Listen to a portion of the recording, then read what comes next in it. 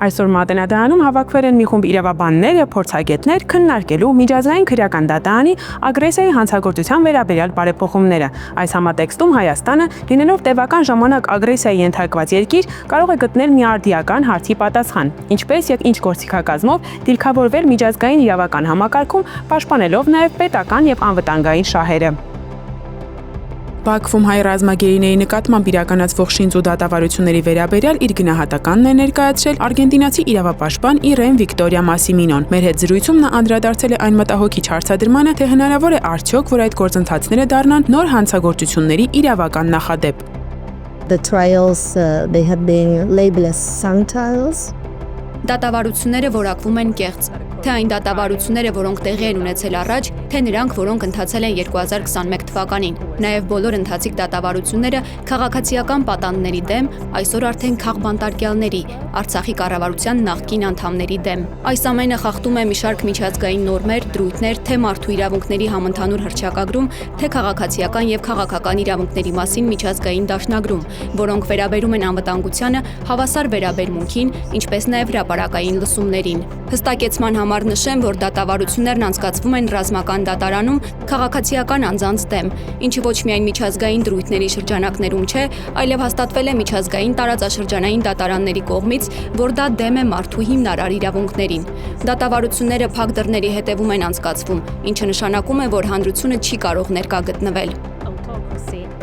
And then the trials are held in these conditions. They're absolute violation of. And what do you think? Իսկ ինչ եք կարծում, կարող է միջազգային քրեական դատարանը հետաքննել այս դատավարություններում տեղի ունեցող խախտումները։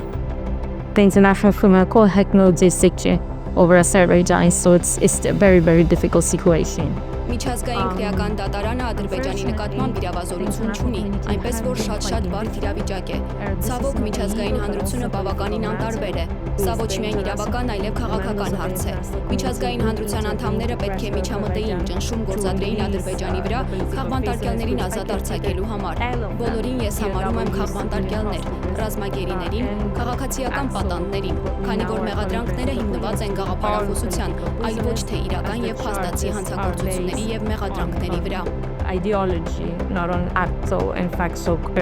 crimes and factual accusations. Գերմանիայում բնակվող իրավաբան միջազգային իրավունքի փորձագետ Խաչատուր Մխիթարյանը անդրադառնալով պաշտոնական Բաքվից Հայաստանին պարտադրվող այսպես կոչված Զանգեզուրի միջանցքի պահանջին, ընդգծել է, որ այդ խոսույթը կարող է ծառայել որպես ագրեսիայի հնարավոր քողարկված հիմք։ Ինչ եք կարծում, կան իրավական չափանիշներ, որոնցով կարող ենք գնահատել, որ միջանցքի պահանջը իր մեջ թաքնված ագրեսիա է պարունակում։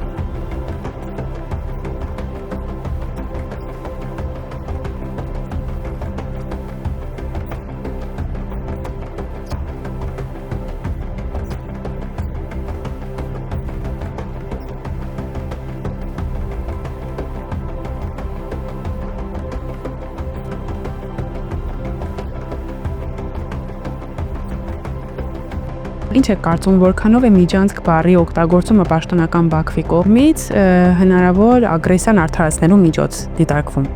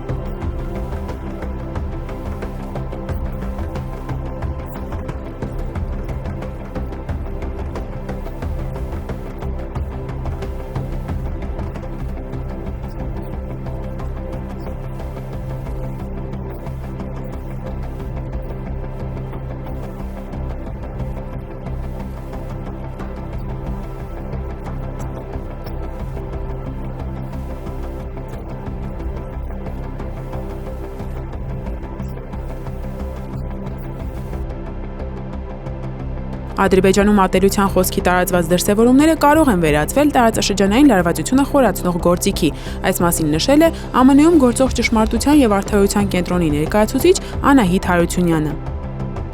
Տիկին Հարությունյան, կարող է արդյոք ատելության խոսքը դիտարկվել որպես քաղաքական գործիք տարածաշրջանային երկարատև հակամարտություններում։ Կարծում եմ այո, եւ եթե դիտարկում ենք Ադրբեջանը, ապա դրա վառ արտահայտումն է, քանի որ Ադրբեջանում ատելության խոսքը դա զուտ քարոզչություն չի, այլ պետական մակարդակով արվող քարոզչություն է, եւ որի արդյունքում մենք ականատես ենք լինում հանցագործությունների կատարման։ Դա տեսել ենք 44 դրա պատերազմի ընթացքում, դա տեսել ենք բլոկադայի ընթացքում Արցախի, ինչպես նաև Արցախի բռնի տեղահանման ժամանակ, եւ մինչ օրս այդ քարոզչությունը շարունակվում է։ Իսկ միջազգային կառույցները ինչ գործիքակազմ ունեն հակազդելու այդ ատելության խոսքի տարածմանը։ Ատելության խոսքը որոշակի չափորոշիչ որպես այդպեսին, որը վերում է պատասխանատվության ենթարկման, միջազգային մեխանիզմները իրականում շատ թույլ են դրանց անդրադառնում։ Այսինքն նույնիսկ այն, որ մենք ունենք գործեր դատարանում շահվածա, որը Ադրբեջանին ըստ դատարանի որոշման պետք է որոշակի գործողությունների բերեր, բայց փաստացի մեխանիզմներ չկան, որ այդ որոշումները ի կատարածվեն, եւ այս դեպքում բավականին թույլ են այդ մեխանիզմները։ Ադրբեջանը երևի, չգիտեմ, այն երկրներից մեկն է, որի նկատմամբ 44 օրվա պատերազմից հետո մենք փորձում ենք անընդհատ փաստեր ներկայացնելով, այդ թվում իրենց կողմից տարածված տեսանյութերով փաստերը ներկայացնելով դատարան մենք փորձում ենք հասնել որոշակի արդարադատության, սակայն մինչ օրս մեխանիզմները այնպես չեն գործում, ինչպես մենք որ կուզեինք, ինչպես որ փաստերը կարող են խոսել դրա համար։ Իհարկե մեր աշխատանքը շարունակվում է եւ մենք կանգ չենք առնում, բայց ամեն դեպքում, եթե մենք խոսում ենք ազդեցության մասին, դա ուղղակի անդրադառնում է մարդկանց կյանքի վրա։ Ամբողջ Արցախի բռնի տեղահանումը, մարդկանց անտուն թողնելը եւ հիմա Արցախի վերադարձի, Արցախի հայության վերադարձի իրենց բնակավայրերը, այդ բոլորը ժամանակի հարց են, որ պետք է լուծել։ Ինչքան էլ որ միջազգային հանրությունը հասկանում գիտակցում է, որ Արցախի վերադարձի իրավունքը կա, միջազգային օրեն նաեւ ընդունված է, որ այդ իրավունքը կա, բայց ամեն դեպքում մեխանիզմներ չկան, որոնք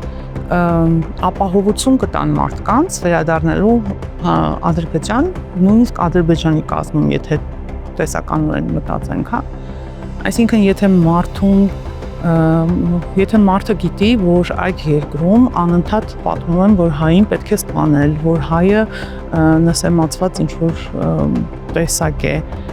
ոնց կարող է մարդը ուզենա գնալ նույնիսկ իր տանը ապրել, երբ որ իրեն անընդհատ այնտեղ նսեմացնում են։ Եվ այդ քաղաքականությունը անընդհատ է կրկնվում է, չի կանգնում, այսինքն Արցախի հայաթափումից հետո էլ դա չի կանգնել։ Մինչ օրս էլ նրանք դեռ շարունակում են, դեռ ամբողջ Հայաստանն են ներկայացնում որպես Արևմտյան Ադրբեջան, այսինքն դա շարունակվում է։ Եվ այստեղ է, որ մենք փորձում ենք միջազգային հարթակներում այդ ամենը ներկայացնել, որպեսզի իրապես լինի կանգնեցնելը, ոչ թե միայն խոսքով, որտեղ ատելության խոսքը մի կողմից դա զուտ դե լավ վատ բաներ ասեցին, հա, մտածում ես ինչ պետք է լինի, բայց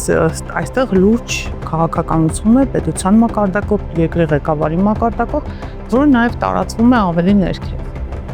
Ագրեսիայի հանցագործության վերաբերյալ առաջարկվող բարեփոխումները հատկապես մեծ կարևորություն ունեն այն երկրների համար, որոնք մշտապես առնչվում են նմանատիպ խնդիրների։ Հայաստանի դեպքում սա ոչ միայն անվտանգային հարց է, այլև ռազմավարական հնարավորություն դիրքավորվելու որպես պետություն, որը պաշտպանում է ոչ թե ուժի իրավունքը, այլ իրավունքի ուժը։ Իրավական այս քննարկումները կարող են դառնալ նոր գործնական քայլերի հիմք միջազգային պատասխանատվության գործիքակազմի ձևավորման գործում։